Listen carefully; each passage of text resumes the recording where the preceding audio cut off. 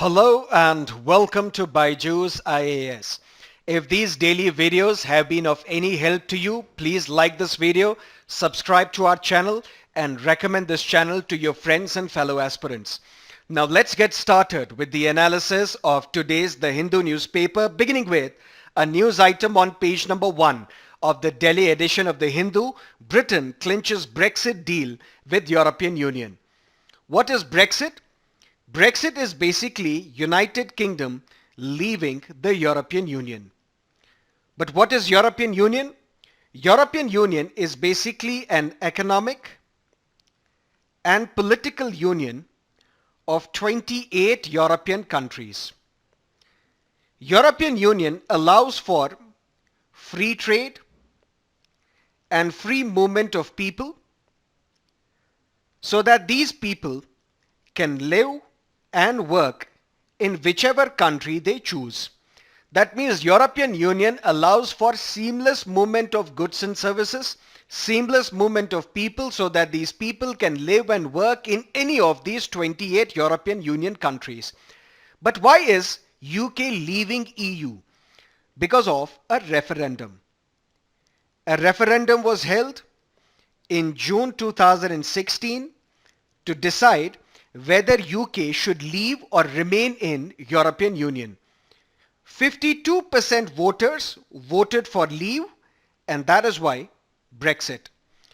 But Brexit was originally to happen on 29th March 2019, but it got delayed.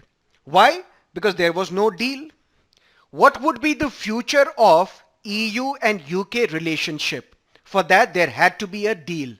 What would be the status of UK citizens in EU countries? What would be the status of the citizens of European Union countries in United Kingdom? What is the amount of money that UK has to pay EU? All this was unknown. That means there was no deal, and that is why this Brexit got delayed. Now finally we have a deal. According to this deal, the United Kingdom will honor the EU rules till the end of 2020. The divorce bill is 39 billion pounds. That means UK will pay European Union an estimated amount of 39 billion pounds.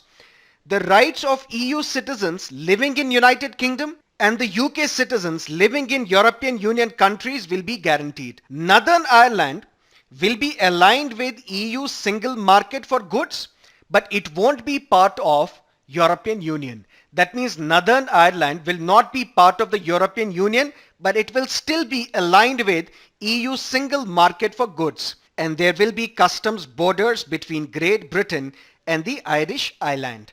But whether this deal will be ratified by the UK Parliament or not, we still do not know. We still don't have a clarity.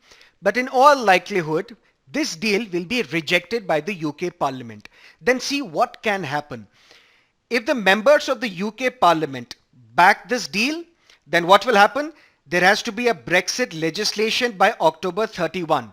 That means a law should be passed by the UK Parliament to ratify this deal, and then Brexit will take effect on October 31.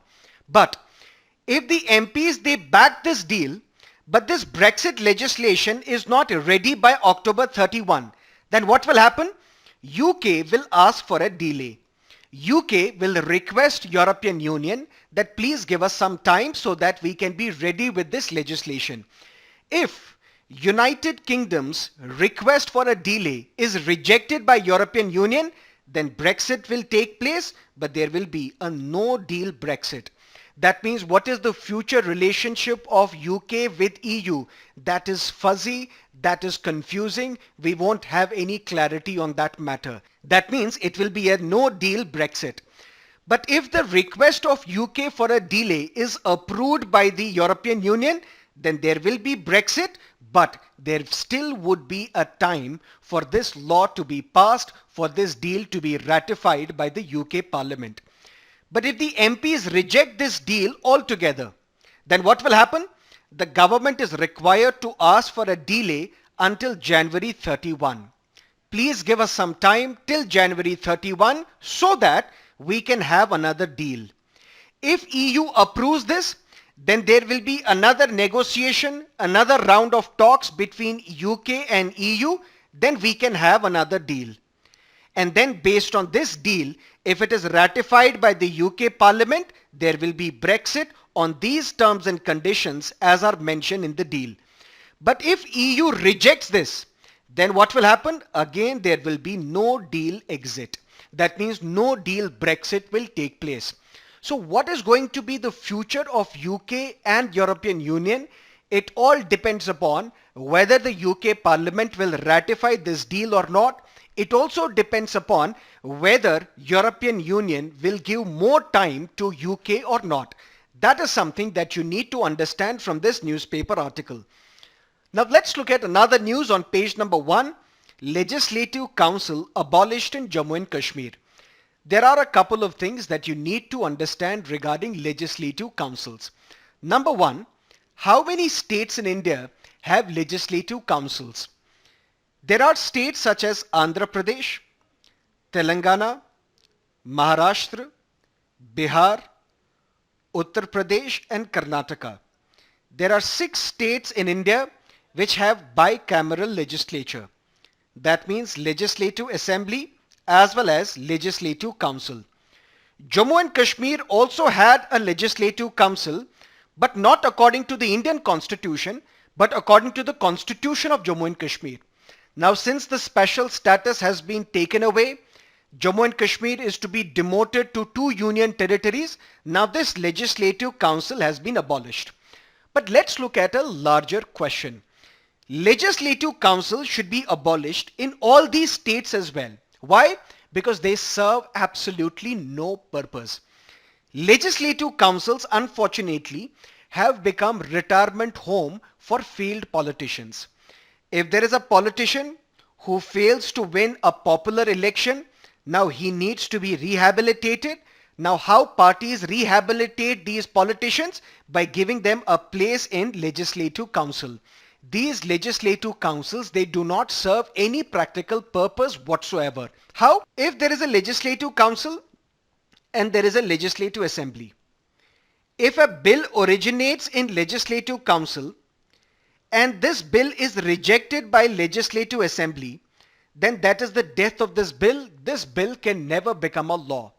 That means the status of legislative council is inferior to that of a legislative assembly. So why have legislative councils in the first place? If a bill originates in legislative council, it is rejected by a legislative assembly, that's the death of this bill. This bill can never become a law. Now alternatively, what can happen? If a bill originates in legislative assembly and this bill is rejected by legislative council or amended by legislative council, or legislative council does not act on this bill for 3 months, then what will happen? This bill will go back to legislative assembly. If legislative assembly passes the same bill again, then this bill is sent to legislative council. If legislative council again rejects this bill, even then the bill is passed. That means it doesn't matter whether legislative council is rejecting or approving this bill for the second time. Even if it is rejected again by legislative council, even then this bill is passed. If this bill, which is passed again by the legislative assembly, is amended again by legislative council, even then the bill is passed. That means these amendments will have absolutely no role in this bill. These amendments will not be part of this bill. This bill will be passed on such terms and conditions as are mentioned by legislative assembly. But if this bill, which is passed again by a legislative assembly and then sent to legislative council, if the legislative council decides not to act on this bill, then after the expiry of 1 month, this bill shall be deemed to have been passed by both houses of the state legislature. That means maximum what legislative council can do, it can delay the passage of a bill for a period of 4 months. If that is the only role of legislative council, then why have legislative council in the first place? That means legislative council should be abolished in all states where it is present. It's only a burden on the state exchequer. That is something that you need to understand from this newspaper article. Now let's look at another news, a very important news. Today will decide whether Pakistan will be blacklisted at FATF or not. We have to keep a close watch on this news because India has been actively lobbying so that Pakistan can be blacklisted in FATF. But we also have to keep a watch on what is going to be the position of China, Turkey and Malaysia, because they are the friends of Pakistan. They won't allow Pakistan to be blacklisted in FATF. But in all likelihood, maybe a final warning will be issued to Pakistan. So basically, if these rules and regulations are not followed by Pakistan for, let's say, another few months, then Pakistan will be blacklisted. And if Pakistan is blacklisted, it would become very difficult for Pakistan to get loans from international organizations such as IMF, such as World Bank. It will be isolated internationally. We'll have to keep a watch on this development. It's a very important news for your examination. Now let's look at another news. Turkey agrees to Syria's ceasefire. Let's look at the map first. This is Turkey, this is Syria. There is a civil war going on in Syria. President of Syria, Bashar al-Assad on one hand, supported by Iran, supported by Russia as well. And then we have the rebels. Rebels who are opposed to the regime of President Bashar al-Assad, and these rebels are supported by US, supported by NATO, supported by European Union countries, supported by Kurdish fighters as well. Or one such Kurdish organization is People's Protection Unit, or what we call YPG. These Kurdish fighters have been working alongside US, NATO and other countries, and they have been fighting Islamic State as well. But now US has decided to withdraw from Syria. And because the patronage provided by United States to these Kurdish fighters, this patronage is over, then now what happens? These Kurdish fighters have now been exposed to Turkish army. Why? Because Turkey considers them to be terrorists. Why? Because there is an armed conflict going on in Turkey between the Turkish army and the Kurdish fighters. Because there are various Kurdish groups which are demanding that these Kurdish areas are separated from Turkey so that we can establish an independent Kurdistan. Now Turkey has launched an offensive against these Kurdish fighters when United States decided to withdraw. United States came under considerable criticism about the way they left their ally and exposed their ally to Turkey. Donald Trump threatened Turkey that you stop your offensive, otherwise the consequences can be very harsh. And now there is a ceasefire. The ceasefire when US Vice President Mike Pence met the Turkish President Tayyip Erdogan. Now because of this ceasefire, what happens? 120 hours have been given so that these Kurdish fighters, they will pull out of this safe zone. So 120 hours have been provided for these Kurdish fighters. You have to leave out of this safe zone. And what is the safe zone? This is the Turkish-Syria border. This is the safe zone between Syria and Turkey. Now if these Kurdish fighters have been asked to go out of this safe zone, it is a win-win situation for Turkey. Because now in this safe zone, Turkish army would be present. So despite the fact that we have had a ceasefire in this safe zone, it is still a victory for Turkey. That is something that you need to understand from this newspaper article. Now let's look at the editorials and columns. First up, awaiting the verdict. This editorial is in continuation to the discussion we had yesterday on the Ayodhya case. This editorial believes that mediation is the only way to deal with faith-related arguments. There are news reports suggesting some sort of a compromise where Muslim parties seem to have given up on their claim over the disputed land. We still do not know the final picture. We still do not know whether all parties to the dispute are on board or not. But this editorial believes that it is better to have a mediated settlement on the issue. The editorial also talks about something interesting. It says that there can be no judicial standards to settle faith-based arguments. But we have seen in the past that Supreme Court has adjudicated purely faith-based matters. For example, on triple talaq, Supreme Court decided that instant triple talaq is something that needs to be done away with. But this triple talaq was after all a matter of faith, but Supreme Court decided this question of faith. Also on Sabrimalai, Supreme Court decided that women of all age groups must pray at the Sabrimalai temple.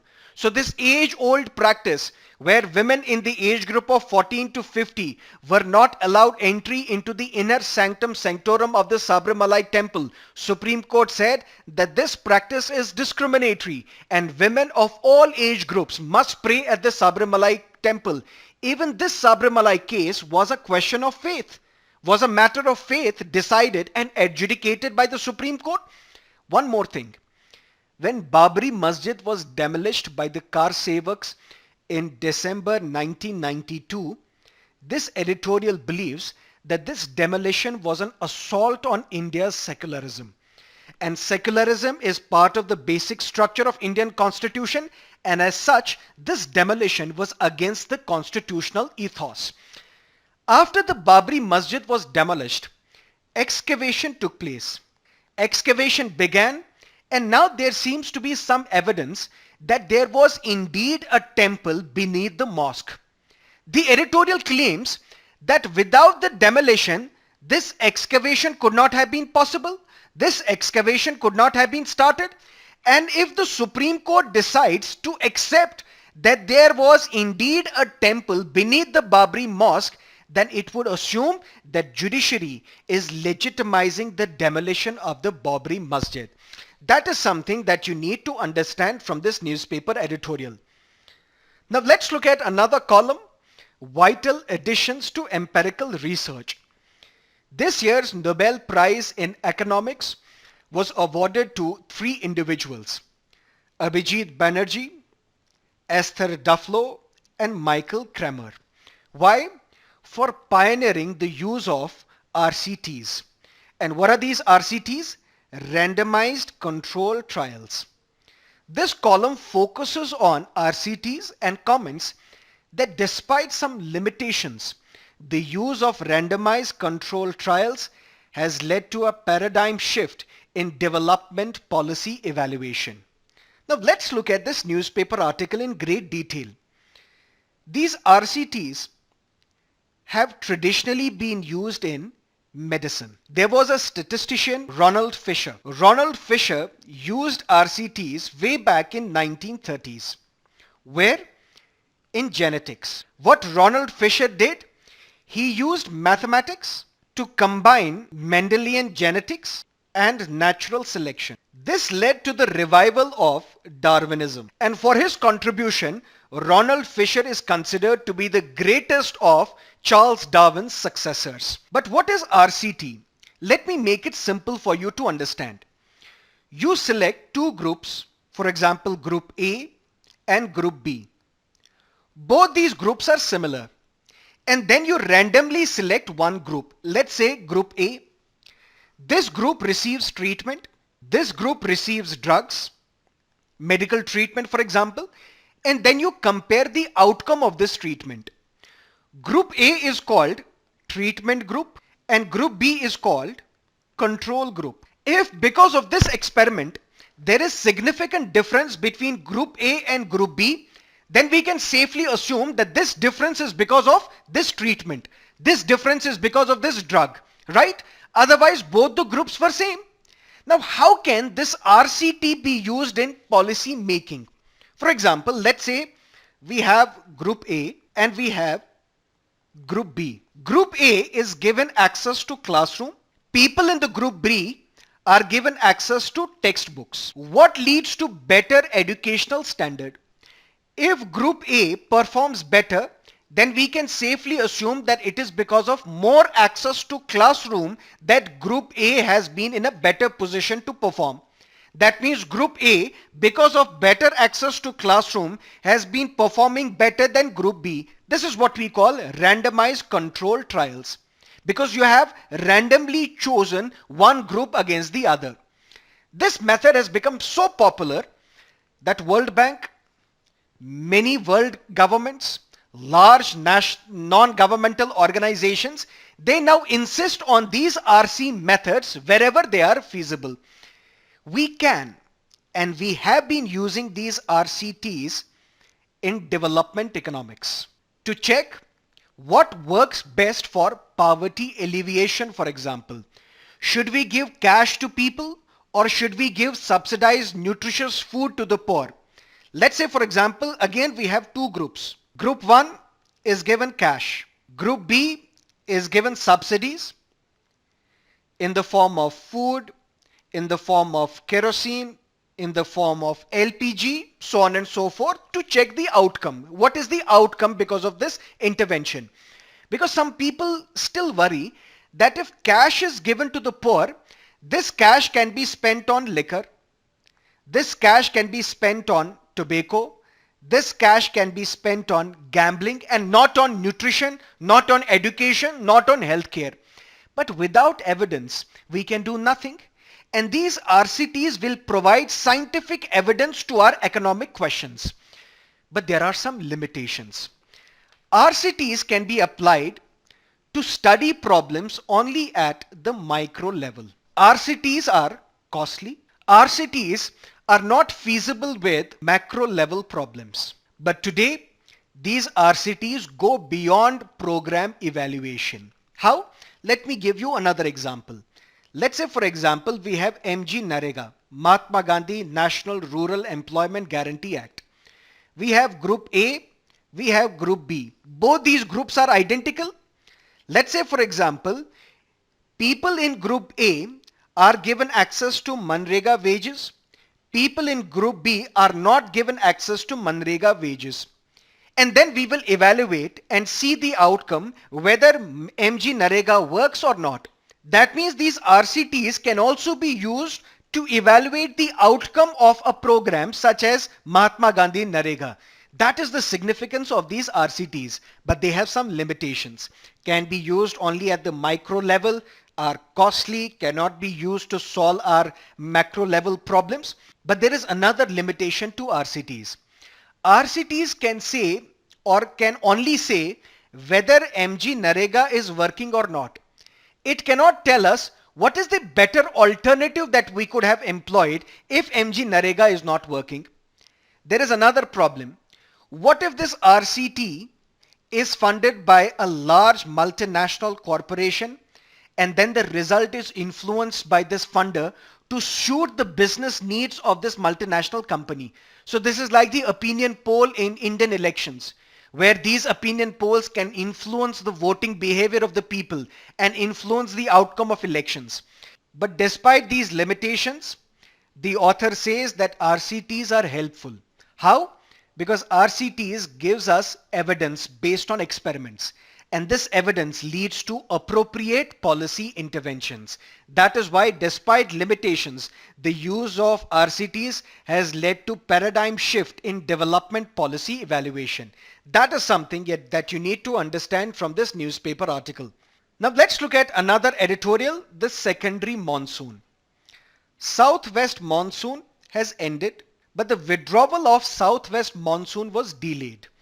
I don't want to explain the geographical concepts here, as that would take a lot of time. I'll be assuming that you know about monsoons. But very briefly, the fundamental driver of all monsoon system is the solar heating. Solar heating of land in which period? For example, in India, in the period of February to March. This solar heating helps in establishing something that we call land sea temperature difference, because land heats up faster than water, and when land heats up faster than water, what happens? This causes the air to expand, and when the air expands, it leads to lower pressure, and then this lower pressure triggers winds from seas to the land. How? Because wind flows from a high pressure area to a lower pressure area. Monsoon, as you would know, is the seasonal reversal of winds. But important thing here is IOD. And what is this IOD? Indian Ocean Dipole. This Indian Ocean Dipole is the reason why southwest monsoon peaked in India this year. And the season extended even to October. That is why this was the most delayed monsoon since the year 1961. Positive IOD, what it does, it warms the western bases of Indian Ocean. In western Indian Ocean, alternatively, the western Indian Ocean becomes alternatively warmer and then colder than the eastern part. That means the western bases of Indian Ocean, because of positive IOD, alternates between the warmer and the colder part than your eastern part. And it is because of this IOD phenomena that we witnessed a delayed withdrawal of southwest monsoon. But this southwest monsoon has been studied for centuries. But northeast monsoon, or the retreating monsoon as it is called, has not been given importance in research. This year is significant, and that is the reason why northeast monsoon ought to be among India's key prongs to adapting to climate change. That's the crux of this newspaper editorial. This year, monsoon rains in South India have been 15% above the normal. In Andhra Pradesh, in Telangana, in Karnataka, in Kerala, in Tamil Nadu, if we notice and monitor the water levels in reservoirs, this water level has reached 84% of their total capacity. That means if there are excessive rains in the country in the coming months, it will lead to floods. If I were to ask you what is the signature of global warming, how do we know that global warming is a reality in today's world or not? The signature is that there is intense rainfall, but this intense rainfall is in short spells and also in small pockets. And then we also see long periods of drought. You must have read in your geography lectures about El Nino. If there is El Nino, there is failure of southwest monsoon in India. That you must be knowing. But researchers say that if there is El Nino, it may lead to more intense rainfall due to northeast monsoon over South India. That means if there is El Nino, it leads to more rainfall, but during the retrieval of monsoon, during the retreating monsoon, that too in southern India. This year, there was an excess monsoon activity, but not because of no El Nino. There was no El Nino this year. But even then, there was excess monsoon activity, not because of the absence of El Nino, but because of Indian Ocean Dipole. Positive phase of Indian Ocean Dipole. There is still lack of understanding where how the behavior of Indian Ocean Dipole influences the monsoon in India. We have too much focused on El Nino related information. If there is El Nino, monsoon would fail. If there is no El Nino, monsoon would be a success. This is where we need to focus on two things. According to this editorial, we need to focus on number one, we have to study the role of Indian Ocean Dipole and how it influences the monsoonal activity in this country. And we also need to understand the northeast monsoon better. That is the crux of this newspaper editorial. There is another important column on what can India do to overcome global slowdown.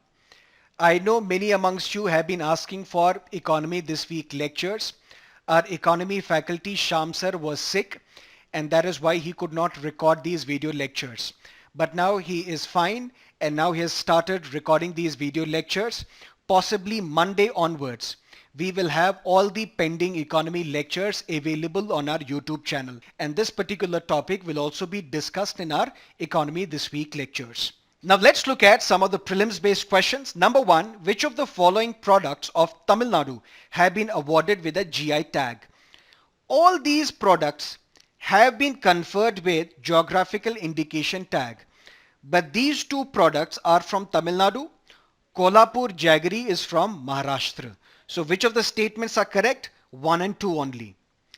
In the IUCN Red List, Bengal florican or Bengal bustard is classified as critically endangered. The wind blowing in the northern plains in summers is known as Lu. Previous year's prelims based question 2019. Consider the following statements and which of these statements are correct. Saint Nimbarka was a contemporary of Akbar. Not correct. Saint Kabir was greatly influenced by Sheikh Ahmed Sirhindi. Both these statements are incorrect. Why? Because Nimbarka was a 13th century philosophical saint. Whereas if you look at the tenure of Akbar, it was between the period 1556 to 1605. So they were not contemporaries. Sant Kabir was 15th century poet, whereas Sirhindi was in 17th century. So they were also not contemporaries. Mains based question. Despite limitations, the use of randomized control trials has led to a paradigm shift in development of policy evaluation. Discuss. That is it from our newspaper analysis for today. Thank you for being with us. Have a great day.